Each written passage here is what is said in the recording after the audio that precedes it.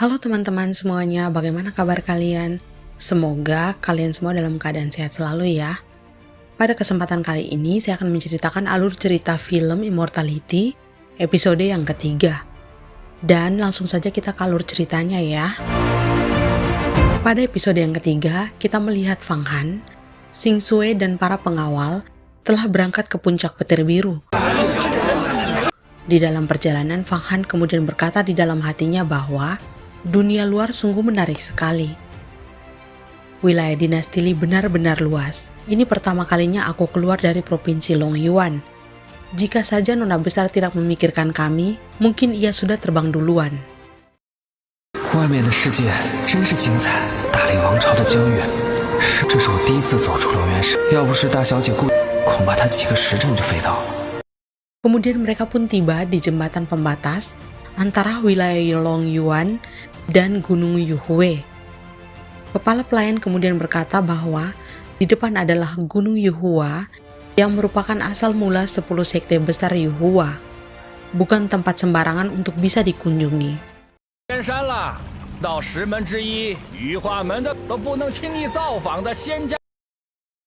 Fang Han pun terlihat kagum dan berkata, jalan spiritual ternyata 10 sekte besar dibandingkan dengan murid dari kerajaan ternyata jauh lebih bagus di sini. 这就是仙道，果然仙道师门比起什么帝王教都要好得多呀。 Tiba-tiba terlihat datanglah beberapa ekor burung terbang yang besar yang ditunggangi oleh 8 orang. Mereka adalah suruhan murid senior Jin.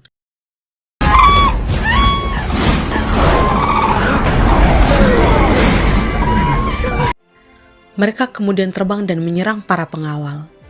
Fang Han pun heran dan berkata, inikah para murid spiritual?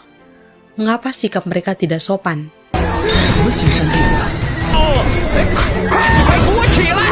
Tiba-tiba kudanya Fang Han pun terlepas dan lari, karena kedatangan beberapa murid Yuhua yang datang secara tidak sopan. Fang Han pun mengejar kudanya namun mereka terjatuh. Fang Han pun tertolong oleh batang kayu, namun kudanya terjatuh di dalam jurang yang dalam dan tidak tertolong. Fang Han pun marah dan berkata, kalian sangat kejam. Murid Yuhua pun berkata, kamu orang rendahan, kenapa bisa masuk sekte Yuhua?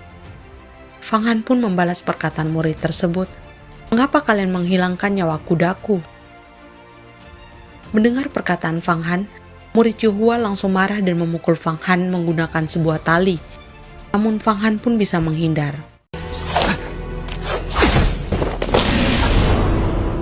Di situ terlihat Xing Sui terbang keluar dari tempatnya dan berkata, berhenti. Ia pun sangat marah dan memukul murid Yuhua tersebut.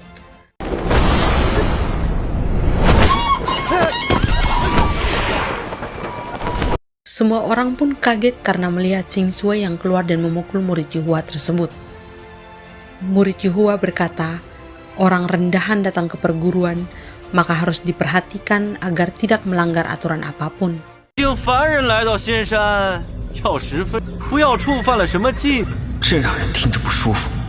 situ Fang Han terlihat kesal.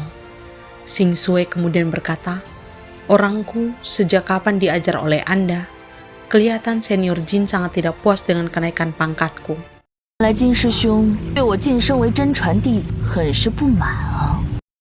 murid tersebut ingin pergi namun Xing Sui berkata, tunggu, apakah kalian ingin pergi begitu saja karena telah membunuh kudaku? Berarti kalian telah menantangku. Maka kalian harus mengganti dengan nyawa kalian. Mereka pun kaget dan takut mendengar perkataan Fang Xing Sui. Tiba-tiba Xing Sui mengeluarkan pisaunya dan membunuh 8 murid spiritual tersebut.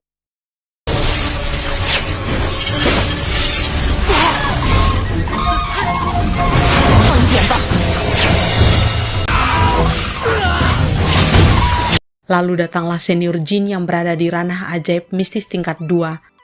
Karena melihat 8 bawahannya telah dibunuh oleh Fang Xing Sui, ia pun tak terima dan memaksa bertarung dengan Fang Xing Sui. Namun akhirnya senior Jin pun kalah dan pergi dalam keadaan terluka. untuk melaporkan perbuatan Fan Xingxue yang barusan terjadi ke penasihat Tianxing.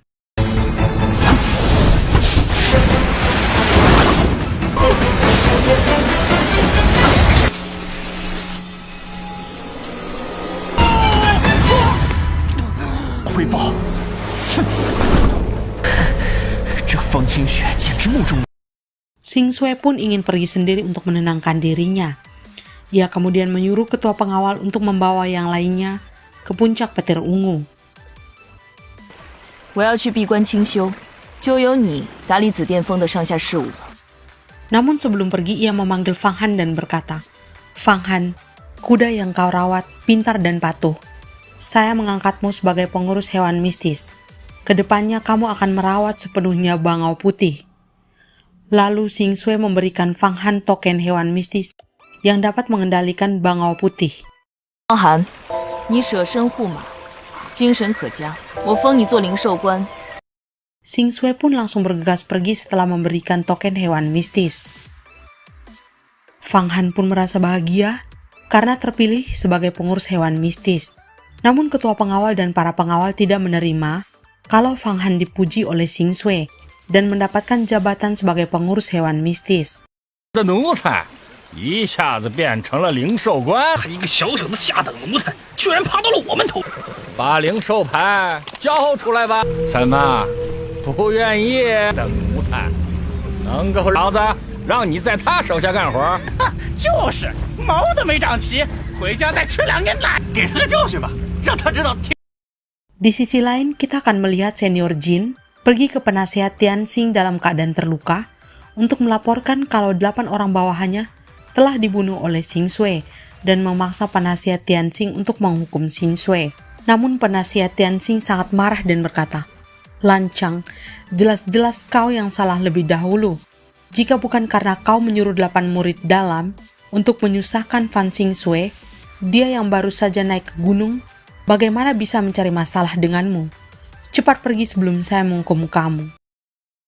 速速退下！斥候，天星说我道明实情。 Senior Jin pun pergi dengan hati dan badan yang terluka. Senior Jin merasa Xingxue dibela oleh penasihat.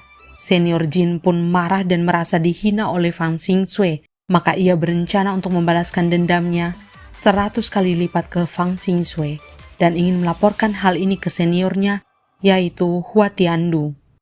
此番折辱被偿还，你得罪的不仅是我，华天都。 Cukup sampai di sini ya teman-teman alur cerita Immortality episode yang ketiga. Jangan lupa untuk saksikan episode yang keempat yang akan tayang. Terima kasih telah hadir di channel ini. Jangan lupa untuk like, comment, and subscribe ya teman-teman. See you on my next video. Thank you.